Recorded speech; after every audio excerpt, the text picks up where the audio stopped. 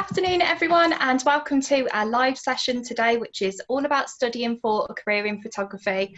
I'm Emma, and today I'm joined by our two expert panellists. First of all, we have Stuart, who is our course leader for Level 3 Photography. Hi Stuart. Hiya, hello.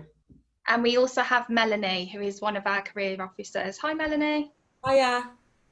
This is one of our many live events that we've put together to support anyone who is thinking about studying for a career with us at Walsall College. We have a huge range of courses available, lots of different subject areas. We do full-time, part-time, we do evening courses, as well as apprenticeships, and we cover entry level right the way through to full degree level for many courses too. As I said, today's session is all about photography. So Stuart and Melanie will let you know all about the different options available, things like what types of careers it can lead to, what equipment you might need, and the facilities that we have available at the college as well. If you do have any questions that you would like to ask, please pop them in the feed and we will try and get those answered for you. We also have a member of our team who will be replying to comments too if we don't get round to answering them. Before we start talking about photography though, I think that we may have a few viewers maybe watching at the moment, might have applied some of the courses at the college and want to know what's going to happen next. So just to let you know that we will have received your application, and over the next few weeks you will be receiving a phone call from the course tutor to discuss your application. You will then receive a text message shortly before the call just to let you know that they are ringing you. As soon as it's safe to do so, we will invite you to attend a welcome session at college, and then you will receive further information about how to enrol in September as well. Most important thing to do though, if you haven't done so already, is to apply online for the course of your choice. It's just so that then we're able to speak to you, make sure that you're applying for the right course, and then we can also invite you to our welcome sessions as well. Let's continue talking about photography. So without further ado, Stuart, can you give us a bit more information and a bit of an overview on the photography courses that we have at Walsall College, please? Yes, of course. Hello. Yeah, I'm the course leader for the Level 3 photography course. I'll talk more about that in a minute, but we offer a range of courses in photography. We do offer full-time courses. The Level 3 photography course is a full-time photography course, and I'll go into a lot more detail about that in a moment. We do offer part-time evening courses as well. That's seen as, I suppose, part-time adult courses. They are, for students that maybe haven't done any photography before or want to get back into photography and maybe are working and want to do something part-time. As I said, they're evening courses and they're geared towards getting the early levels of sort of level 1 and 2 in photography. Usually the sort of people that will go to those, we have a range of age groups really, and they are a paid course. So it's what's known as a part-time course, and there's more information on our website about those. The Level 3 course that I'm the course leader for, that is what's known as a full-time course, and this is a course that predominantly is for students that progress on from school and GCSE, but we do have other age groups that come onto that course as well. We also have on from Level 3, we have Level 4, 5 and 6 as well. So that's HNC, HND, and then the top up to the BA honours degree as well. And we have a lot of different age groups that will go onto that course. So many of the students that do the Level 3 course may then choose to progress onto the Level 3, Level 4, 5 and 6, and that's into the higher education category. I'll tell you a little bit more about the Level 3 course that I am the course leader for. The Level 3 course is an extended diploma. This is a 2-year course, and the extended diploma is equivalent to 3 A levels should you complete the full extended diploma. And just in regards to how we run the course, the first year of the course is very much based around skills and developing skills. So we have a lot of students that come in, some may have done GCSE art or photography, and some may never have done any photography before but have a proven interest in why they would like to do photography as a career. And that's really what we look for: enthusiasm and the want to, do something like photography for the next 2 years. The course, like I said, in the first year is all about skills. So it's about teaching you everything from the fundamentals and the basics of practical photography. So how to use a camera at its most basic level, all of the different functions on a camera. We start by looking at, the workhorse camera of a DSLR. I'm not going to go through all the functions, but this is a digital SLR camera, single lens reflex, and we teach you. This is the industry standard sort of camera that you use, depending on whether it's an early entry level camera going up to, full pro cameras and things like that. We have we start off the course with darkroom skills. So we have a really big darkroom here at Walsall College. We're really lucky that we've got a big enough darkroom to teach whole classes in.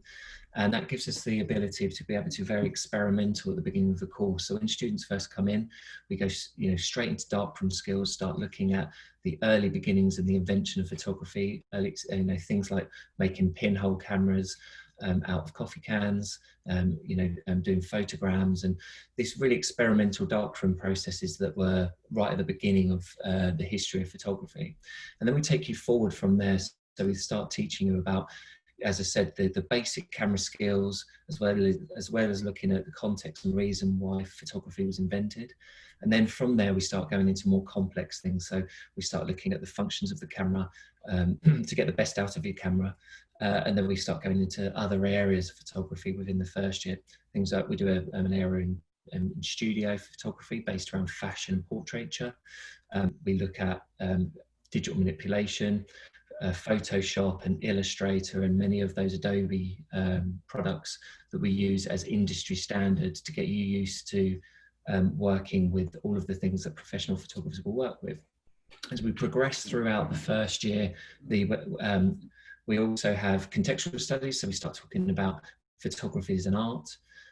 So it's not just a practical subject. You are expected to write about your views on photography, what you're learning, and you're talking about all of the process that you're going through, as well as the practical elements of the course. And as we get towards the end of the first year, that's when you start picking some of the areas that you might want to go into. So we'll start looking at other areas such as landscape photography, and really talking about all of the different other possible things that photography can do. As we go into the second year of the course, that's much more about the idea of independence. So we start looking much more about your professional practice, start thinking about your pathway when you leave the college, whether it's university or going on to an apprenticeship or going into industry. And the actual projects that you do within the second year are much more based around getting you ready to go into industry. So we look at studio photography again, and we try and get you to start working on what are called live briefs. So that's where you might be working with a live client and doing a commercial studio shoot for a live client with the idea that you would have been paid to do that work. We send you out and about, and we get you more independent with talking and communicating with people in the public. Looking at things like photojournalism, event photography, urban landscape photography, and then you really start choosing your final pathways for your final projects.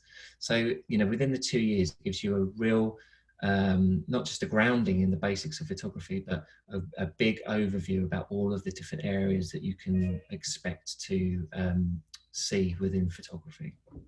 That's great, thank you, Stuart. So it sounds like there's quite a lot actually that's covered in those 2 years, which is fantastic for our photography students. And what does a typical week look like for them? What hours do they usually do? Yeah, so a typical week for our photographers, if we look at the last couple of years, generally we would have 1 year in at the beginning of the week, and then 1 year in towards the end of the week. So even though it is a full-time course, the level 3 photography course, you're not actually in every single day in that week. So at the moment, the second years this year would have been in from 9 till around 4 o'clock, Monday, Tuesday, and then half of Wednesday. And then the first years come in on the tail end of that week. So it's sort of Wednesday afternoon, a full day Thursday and Friday. And then there's other commitments possibly for the students as well, if there's retakes for maths and English, functional skills, things like that. And we have workshop times where the students can come in and work independently on their work. And a typical week really is, we might be in the darkroom for a full 3-hour session, depending what project we're doing.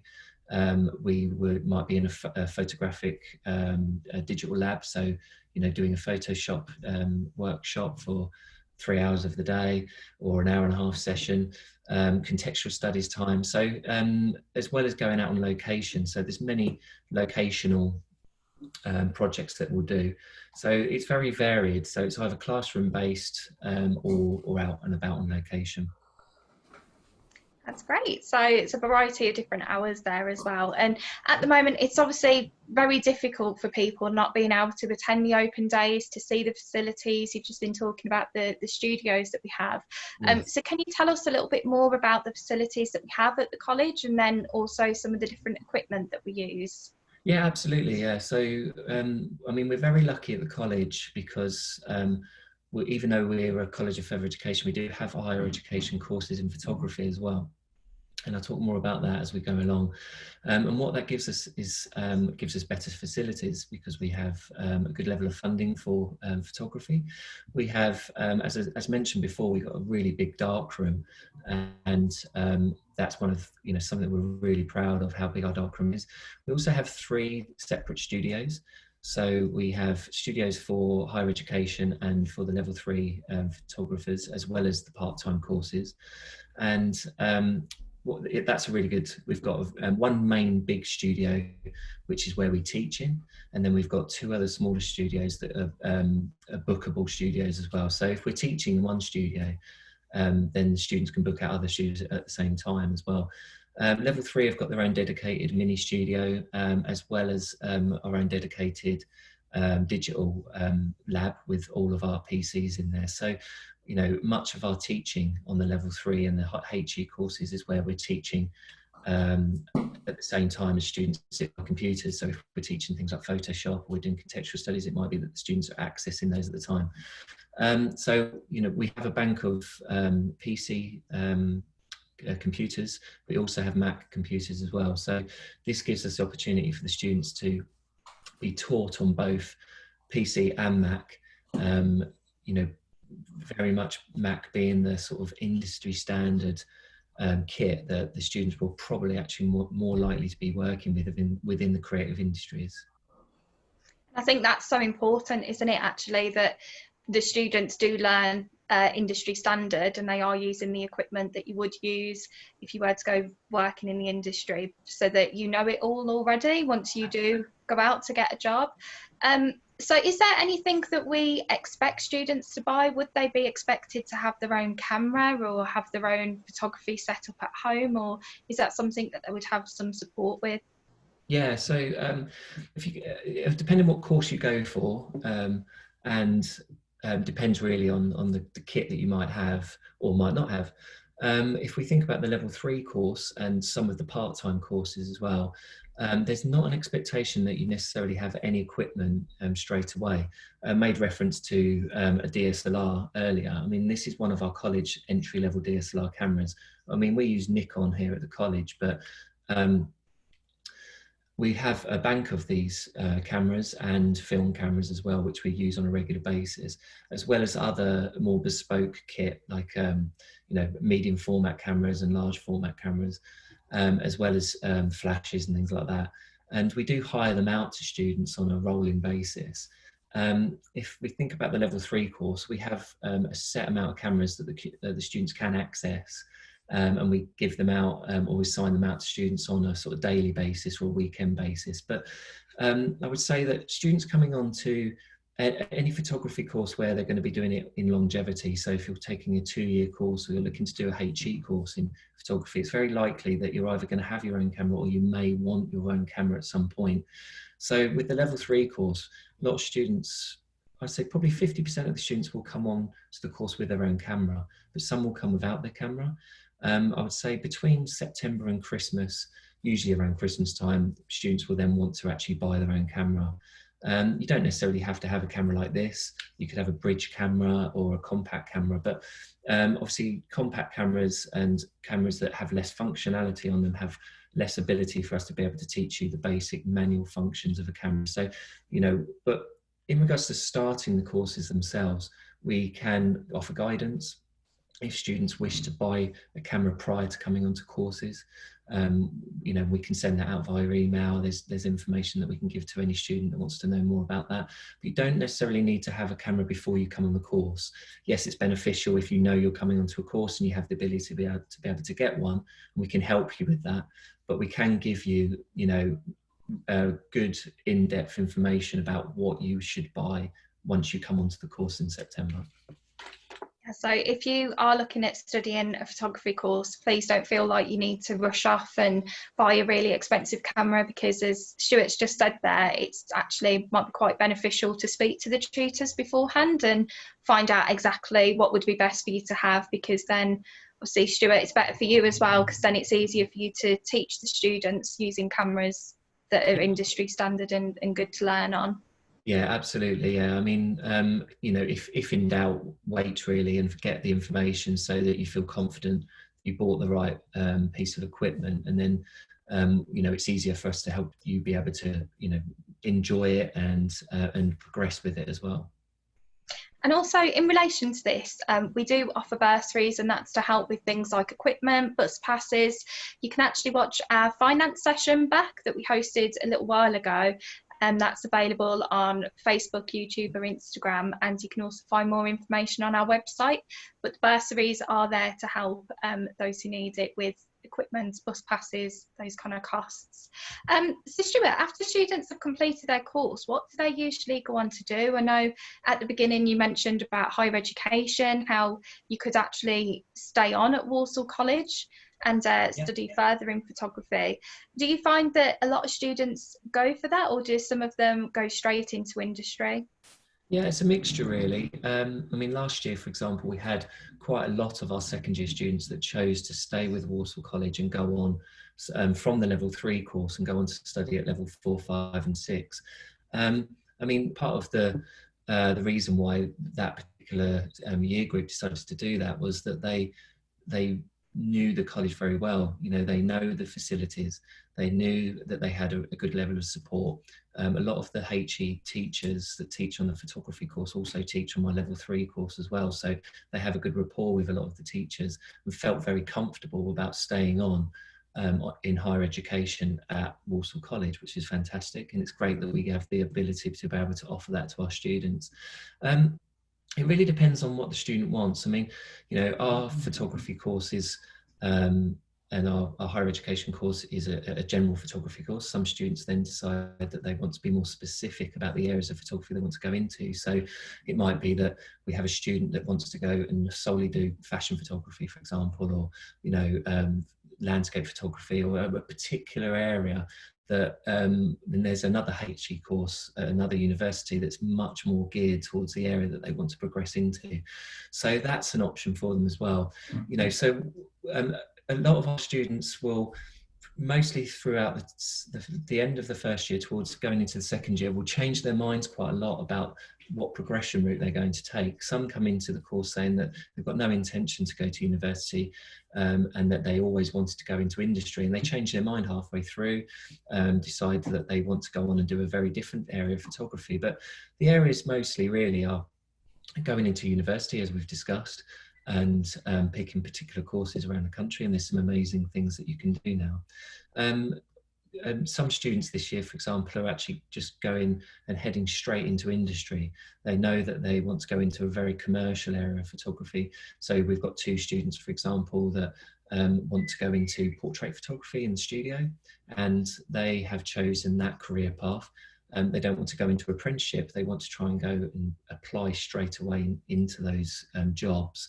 And that's the process that they're going through at the moment. And we've had quite a good success rate with that in the last couple of years, especially students who've gone through the route of already going through the work experience with particular companies because they know them before they apply to the jobs. And then there's apprenticeships, where a student gets the opportunity to work in industry but also carry on with parts of their study, get educated at the same time as being in an industry placement. That's great. So I think it's really good time if students look at the 2-year course at the college to experiment, find out which area of photography that they enjoy as well, and then look at the potential routes afterwards, because it does really depend then, doesn't it, on which area of photography you want to do and what you go on to do afterwards. Yeah, absolutely. Yeah, I mean, like I said, you know, students, especially if students haven't done much photography before and they come onto a course thinking there's certain areas of photography, and actually the course, you know, very much opens their eyes to all the new possibilities of what photography can do. So for example, a big thing at the moment that we're considering wanting to take onto our course, is one area is drone photography, for example, which is a really new thing, and there's lots of careers in new areas like that. So it's all, you know, us here at the college, you know, very much about fostering the idea of looking at, you know, the history of photography and all of the classic areas of photography, but also looking at new developments as well, you know, and there's all those new careers that are out there for as an evolving thing within photography. So we have had our first question in. So Carla has said, photography is the course my daughter has applied for. When will she hear about a placement? Okay, so if they've made an application, we're in the process at the moment of sending out emails. If it's the level 3 course that your daughter has applied for, then it would be myself that would be trying to communicate with students. So just in the last few days, actually, what we've been doing is sending out emails to prospective students that have applied, and trying to get communication that way. We've also been making phone calls, and so it's either going to come via email or a telephone call. What we're finding at the moment is we're sending out initial emails to try and get contact with students, and then making phone calls if we don't hear anything from them in the first couple of days. So if she hasn't heard from us, then you know, we will be getting round to as many students as possible, you know, going through the list and making sure that we can communicate with everyone that has applied for the course. That's great. Hopefully that's answered your question, Carla. Thank you, Stuart.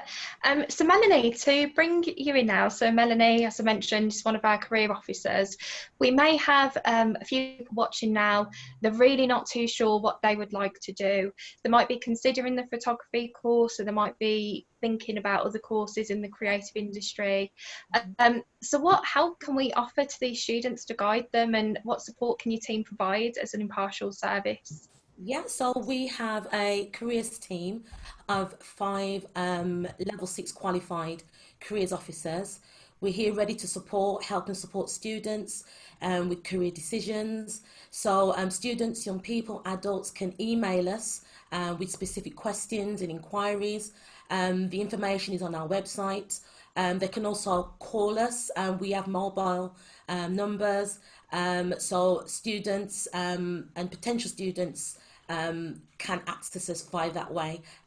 Even now, since lockdown, we've still been able to talk to students, have careers appointments with students and prospective students via Zoom, Google Hangouts, WhatsApp video. So as I said, all this information is on our website. Once you become a student at Walsall College, you will access many services. One is the part-time job alert. So students won't be in every day. Students, a lot of our students work alongside the course. So we send out weekly part-time jobs to students. We also deliver group sessions such as higher education, UCAS talks. We prepare students for mock interviews at university. We also support students with applying for student finance. So anything to do with uni, we're here to support. We also support students with developing their employability skills. So we support students with producing a CV or updating it. We also do practice job mock interviews, and we also work closely with employers, and some employers will actually come in and actually deliver those sessions alongside us as well. And we also support students with apprenticeship support as well.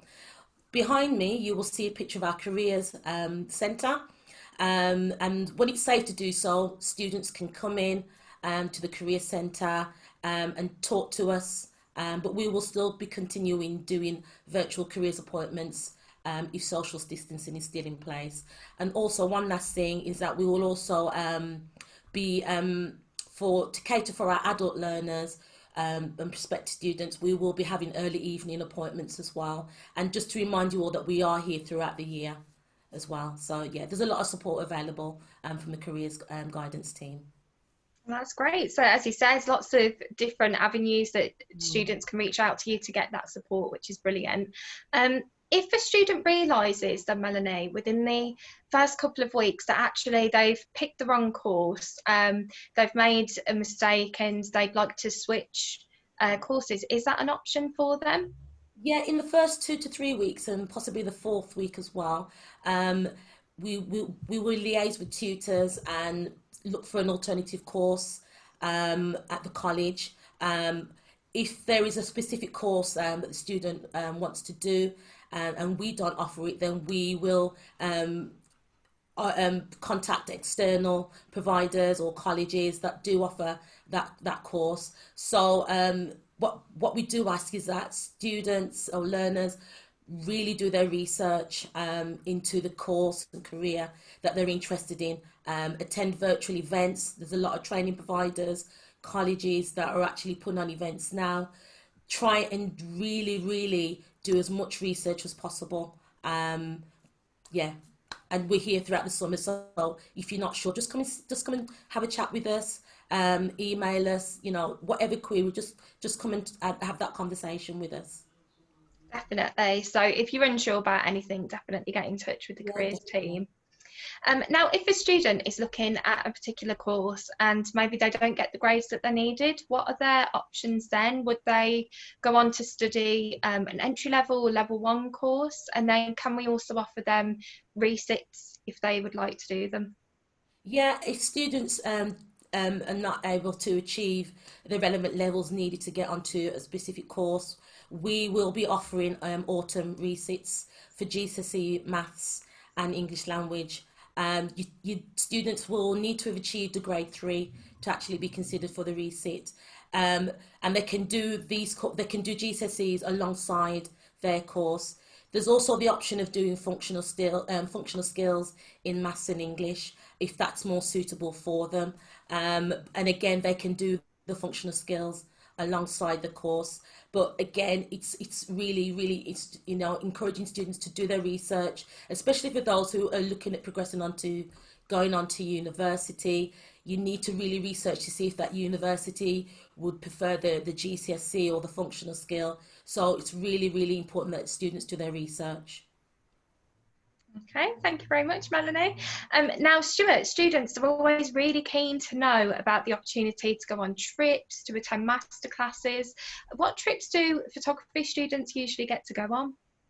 Yeah, and just on the back of what Mel was saying, if I may, just in regards to progression, if students find that they have applied for, say, the level 3 photography course and they don't meet the entry requirements, or they're a bit worried that they're not going to get onto the level 3 course, there is also the option of we don't run a level 2 photography course, a full-time course, but we do run 2 other courses that I suppose can be used as a bit of a bridging course, really, to help you get onto level 3 photography. And that is the level 2 art and design course. Now, this is a 1-year course that gives you the equivalent of 4 GCSEs. So that would offer then, if you pass the course successfully, that you would be able to then reapply for the level 3 photography course again within that year. A lot of students that come on and come to interview for the level 3 course and don't meet the entry requirements, and when they come to enrolment, very often they will then choose to go on and do the level 2 art and design course for 1 year. You do a photographic element within the course as well, so you'll do other areas of art, and you'll be taught by subject specialists. And when it comes to the photography area, you'll be taught by a subject specialist photographer, and then you can reapply then back within that year. for the level 3 photography course. So that's just something worth mentioning, I think, to a lot of the students that might be worried about whether or not they're going to meet the entry requirements for the courses we have. And we also do a level 2 media course that's a 1-year course, the same as the art course really. And a lot of students choose to maybe do the media level 2 course as a bridging course to get them onto photography, and there will be a photographic element on that course as well. Just to go back then to the question originally that you asked, Emma, in regards to trips and opportunities for the students, we think it's really important that on all of the the full-time courses, especially that we run, that we give the opportunity for students to go on trips and not just hear from ourselves here as even though we're subject specialists and we've come from industry ourselves, we think it's really important that the students get an opportunity to speak to photographers that are out in industry. So we'll have especially at higher education, we'll have seminars and workshops where photographers will come in. Very often it's photographers that may actually have gone to the college and then progressed onto industry, and we've invited them back in. I think it's a really beneficial thing to actually know a practicing photographer that's out in industry at the moment that actually went to the college that you're actually studying in. I think it's a really good aspirational tool for the students. We think it's really important as well to try and make sure that the students go to some of the bigger galleries within the 2 years that they're on the level 3 course, for example. So we run trips down to places, some of the bigger galleries in London. It's very possible as well that a lot of the students that will study with us at Walsall College may never have even been to some of the galleries in London. So we make sure that we do that. And we run master classes sometimes on things like darkrooms. So we have an Ilford specialist black and white printer that comes in predominantly for the HE students, and many of the level 3 students often get invited onto that, and that's a whole day thing where we spend a whole day in the darkroom with an Ilford specialist printer, which is an amazing opportunity, as well as other things as well. So trying to get students out to the surrounding galleries near us. We have the Walsall New Gallery. We have a really good link with them. And it's about getting students to go on to look at not just photography as art, but looking at other forms of art as well, making sure that they experience photography and art that's not just on a screen or in a book as well. In regards to other trips, well, we do offer residential trips on HE, but we're looking to do that on the level 3 as well. At the moment, we're currently looking at Berlin and possibly Iceland in the next couple of years. Once lockdown, sorts itself out, and we can offer that sort of secure opportunity to, go and experience art in different countries.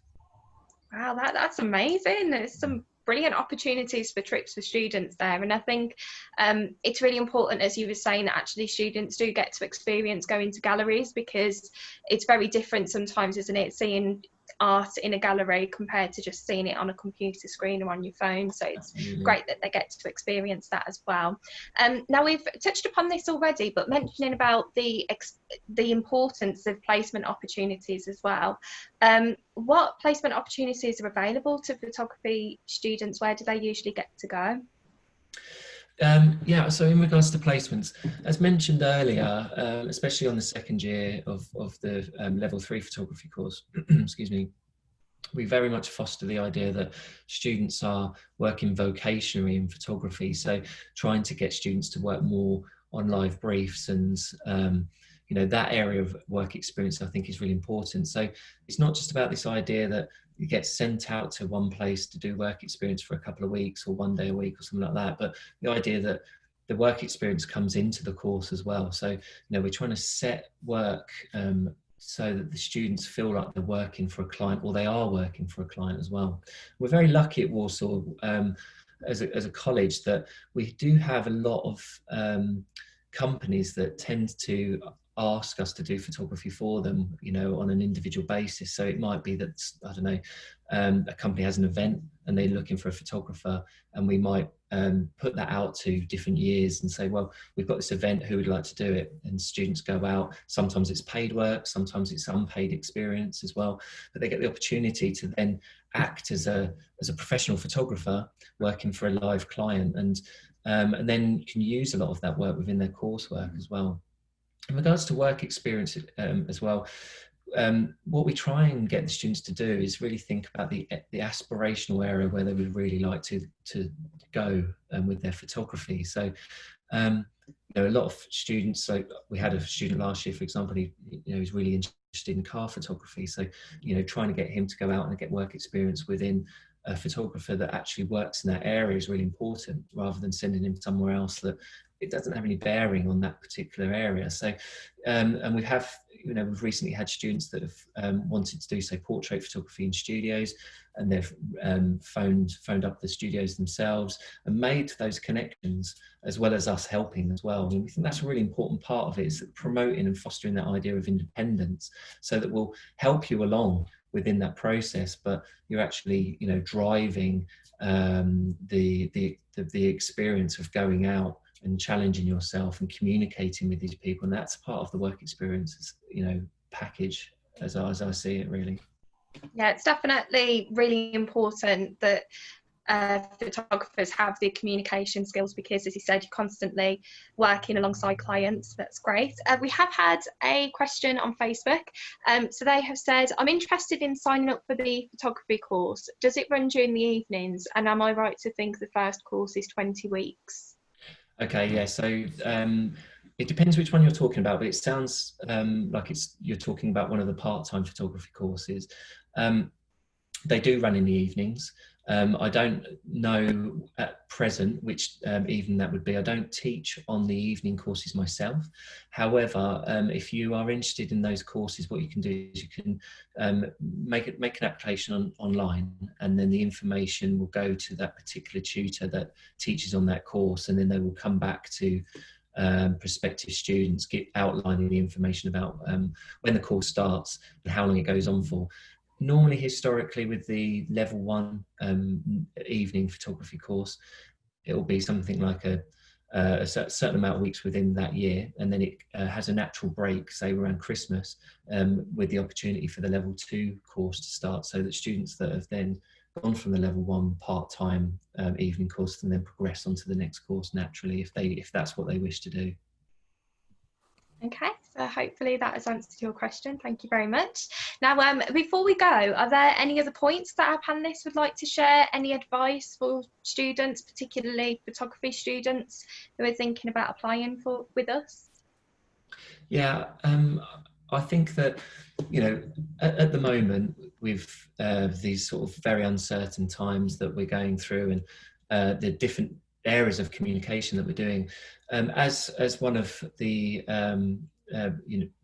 someone asked earlier on in one of their questions if we made an application to a course and when we'll be contacted.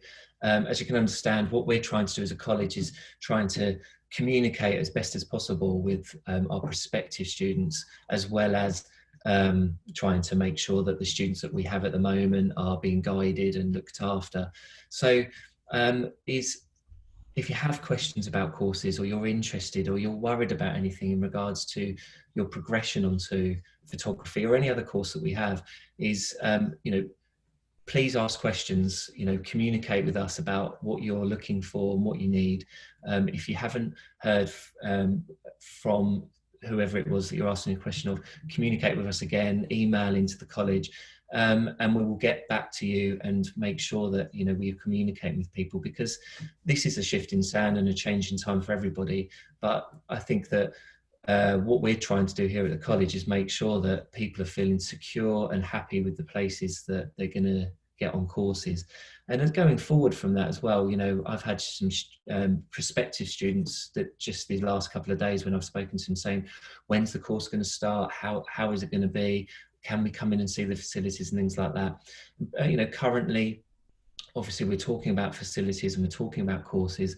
But within the coming weeks, we will be giving more information out about the starting of courses, and when they will be, and the shape of them as well, because at the moment we're learning that ourselves. Well, thank you very much, Stuart. So it's all about reassuring people, isn't it? Because obviously it's such an uncertain time at the moment. Obviously for school leavers, it's very difficult, especially. So it's all about reassuring and just getting in touch if you're unsure of what to do. We have had one more question on Facebook, so if we could just quickly answer that one as well. Are there any modules or courses about videography? Okay, so it depends what course they're asking for. If it's the level 3 photography course, we don't have set modules in videography. However, it doesn't mean that you can't use videography or moving image within the course. Much of the units that we use within our photography courses are pretty open-ended. So it does give you the opportunity to be able to use different elements. So for example, just this year, we've had 2 students using both still photography and moving image as part of their submission for their final projects. And we have students that submit more animative moving imagery as well. We're not, the photography courses that we run aren't video courses, and if you were more into primarily moving image, then it might be a media course that you could be interested in, or might maybe find out more about the media courses that we have available at our college. We do run media courses all the way up from I think level 1 all the way up again through into HE, so that might be something that you look into. However, if it was just elements of moving image that you might want to integrate into the photography course, then that's always a possibility. Thank you very much, Stuart. So that does bring us to the end of our session, but there's been some brilliant advice there. But the main thing is that if you are looking at applying with us, please make sure that you have done plenty of research around what you wish to study. Think about things like where it will progress to, what level of study as well it can lead to, whether you want to go straight into the industry, and then please submit your application as soon as possible as well, because then it just means that we can stay in constant communication with you and keep you updated. Once a massive thank you to Stuart and Melanie for joining us today. Both been brilliant, and I've learned so much about photography at Walsall College, really have. Thank you for answering the questions. If we didn't get round to answering your question, please don't worry if something's just popped into your head, then you can direct message us on Facebook, or you can also email us info@walsallcollege.ac.uk. We have our other sessions starting next week. So next week we've got a session around T-levels, but on Monday at 4 p.m. we have a session about hospitality, catering and events as well. But thank you very much. Thank you. Thank you.